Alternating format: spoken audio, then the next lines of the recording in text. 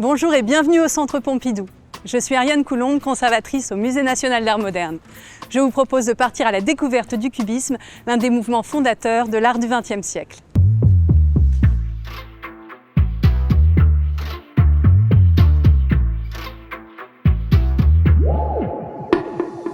Le cubisme naît au début du XXe siècle, à Paris. La capitale attire des artistes du monde entier. Le monde est en pleine mutation. Avec la révolution industrielle, l'urbanisation, les débuts de l'aviation, l'avènement du cinéma, tout s'accélère. En quelques années, ceux qu'on appelle les cubistes vont faire table rase des conventions et inventer un nouveau langage visuel.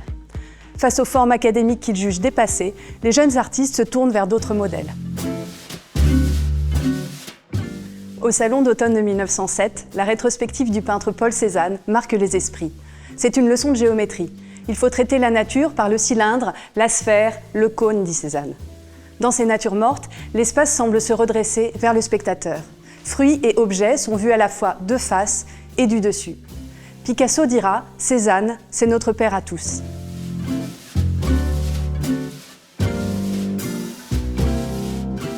D'autres formes jusque-là ignorées ou méprisées, les arts extra-européens, les arts populaires ou les formes de l'Antiquité archaïque vont profondément influencer les jeunes artistes, en particulier Georges Braque et Pablo Picasso, les deux inventeurs du cubisme. C'est ce que montre cette étude pour les Demoiselles d'Avignon, peinte par Picasso en 1907, un tableau sauvage considéré comme l'origine du cubisme.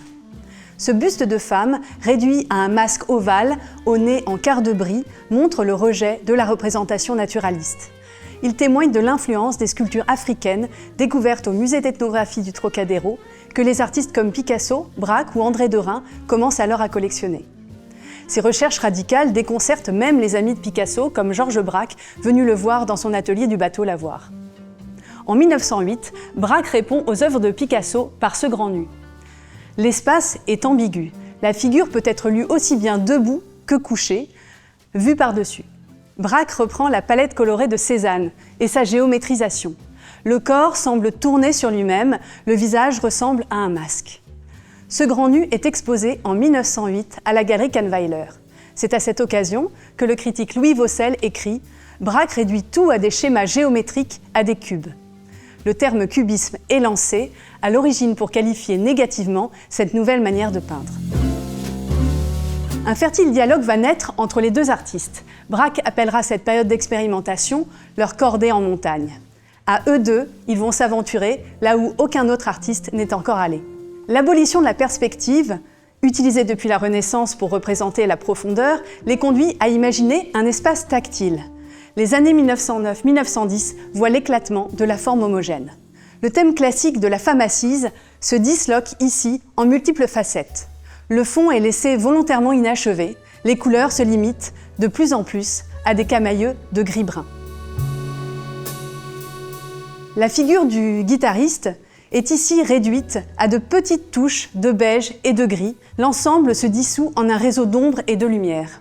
La composition est structurée par une grille. Les obliques correspondent à la guitare et au bras du personnage sans visage. C'est ce qu'on appelle le cubisme analytique.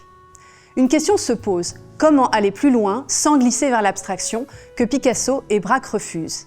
Dès 1911, les peintres mettent en place un système de signes. Le réalisme de vision est remplacé par un réalisme de conception. Ils peignent non plus ce que l'on voit, mais ce que l'on connaît d'un objet ou d'une personne. C'est à nous, spectateurs, de reconstituer le sujet comme un message crypté. Par exemple, sur ce guéridon, le violon est réduit à sa volute, à ses ouïes et à ses cordes, la partition à quelques notes de musique. L'image d'ensemble, une nature morte, est recomposée dans notre esprit. À ces signes ou symboles s'ajoutent aussi des lettres, des repères stables propices au jeu de mots. Par exemple, le titre coupé du journal « Le Réveil » devient « Le rêve », celui de cette femme aux yeux clos. Les zones peintes en faux bois dérivent de la technique des papiers collés. Dès 1912, Braque et Picasso emploient des matériaux pauvres et ordinaires pour inventer des formes inédites, le collage ou l'assemblage. Le poète Guillaume Apollinaire dira « On peut peindre avec ce qu'on voudra, de la toile cirée, du papier peint, des journaux ». Par ce biais, la couleur et la fantaisie reviennent dans leur toile. Les artistes jouent du trompe-l'œil, de surfaces pointillistes ou travaillaient avec de la sciure de bois. La composition de l'homme à la guitare vibre d'un rythme saccadé en écho à son sujet. Braque l'a peint juste avant la guerre. À l'été 1914, il est mobilisé comme soldat, tandis que Picasso, citoyen espagnol, reste à Paris. Mais le cubisme ne saurait se réduire à Braque et à Picasso. D'abord confidentielles, ces expériences radicales font rapidement des adeptes. À Paris, le marchand allemand Daniel Henri Kahnweiler expose également le peintre espagnol Juan Gris, qui élabore sa propre version du cubisme. Dans ce tableau, Juan Gris reprend certains motifs cubistes, la guitare, le faux bois, le faux marbre. Mais ces natures mortes se distinguent par leur vive polychromie. Cette composition, à l'espace fragmenté, comporte un élément collé, une petite gravure, allusion ironique à un mode de représentation révolu. À Paris, le cubisme est connu du public par le biais des salons, de grandes foires réunissant des milliers d'œuvres qui rythment la vie artistique. Le Salon des Indépendants au printemps et le Salon d'automne en octobre. Ce qu'on appelle le cubisme des salons rassemble des peintres et sculpteurs aux profils variés. Leurs œuvres se distinguent par la place du sujet et par des formats souvent imposants. Elles suscitent à l'époque les moqueries du public et de la critique. Ceux qui font scandale se nomment Albert Glaise et Jean Metzinger, qui publient ensemble un livre fondateur en 1912 du cubisme, ou encore Robert Delaunay, Sonia Delaunay ou Roger de la Fresnaye. Fernand Léger présente au Salon des Indépendants de 1912 La Noce, cette œuvre manifeste au format exceptionnel. Le sujet de cette peinture est d'abord difficilement lisible. L'espace est brouillé par ses formes vaporeuses. C'est une scène de rue, un cortège nuptial qui défile verticalement. Le couple de mariés occupe le centre de la toile. Autour se distinguent des maisons et des arbres qui semblent voler en éclats. Fernand Léger représente le paysage vu depuis un train ou une automobile en mouvement. Il écrit alors « L'homme moderne enregistre 100 fois plus d'impressions que l'artiste du XVIIIe siècle, à tel point que notre langage est plein de diminutifs et d'abréviations. » On retrouve cette idée de dynamisme dans l'immense toile de Francis Picabia, intitulée Udny, qui fait sensation au Salon d'automne de 1913. Elle s'inspire du spectacle d'une danseuse que Picabia a vu sur le paquebot qui le conduit aux États-Unis. Cette peinture orchestre des formes abstraites, bleu, vert, ocre, dans un mouvement centrifuge qui évoque une musique frénétique. Comme de nombreux cubistes, Picabia appartient au groupe de Puteaux qui se réunit dans l'atelier des frères Duchamp. Marcel Duchamp évoque dans ce petit tableau l'atmosphère de ces réunions du dimanche à Puteaux où l'on parle des nouvelles théories, de la géométrie non euclidienne et du nombre d'or. Il représente ici ses frères Jacques Villon et Raymond Duchamp-Villon en train de jouer aux échecs. Son ambition est de faire une peinture capable de parler à l'esprit. Duchamp présente en 1912 au Salon de la Section d'Or son nu descendant un escalier. Le salon marque la brève apogée du cubisme comme mouvement. Son frère, le sculpteur Raymond Duchamp-Villon, travaille à un projet de maison cubiste. Pour la façade, il imagine un monument équestre d'un nouveau genre. Le cheval majeur traduit la puissance d'un cheval au galop et d'un train en marche.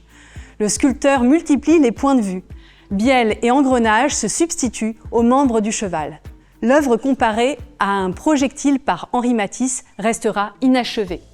Duchamp-Villon meurt en 1918. L'agrandissement monumental de ce cheval-machine sera réalisé plus tard sous le contrôle de ses frères.